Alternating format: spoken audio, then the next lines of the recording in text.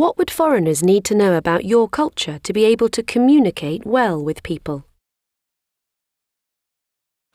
Well, I'm Irish originally, so the language is obviously very important. Everyone speaks English in Ireland. I think other things, for example, like the history of the place is also important, to have some understanding of what people celebrate, what they remember, and what's important for them as a group of people. I think that foreigners would need to know that English people on the whole are quite reserved.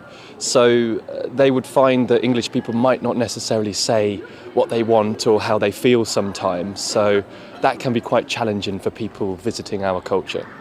I think actually that Canadians are really friendly. So as long as the person is polite, they will be really polite back and do everything possible to help.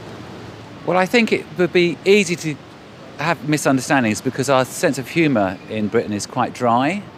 So people quite often say the opposite of what they mean. Have you had experiences of making cultural mistakes? What happened? I haven't had the experience of making a cultural mistake necessarily, but on my last trip to China, I was using chopsticks for the first time, and it took me around 6 minutes to eat my first bit of food, so that was quite embarrassing.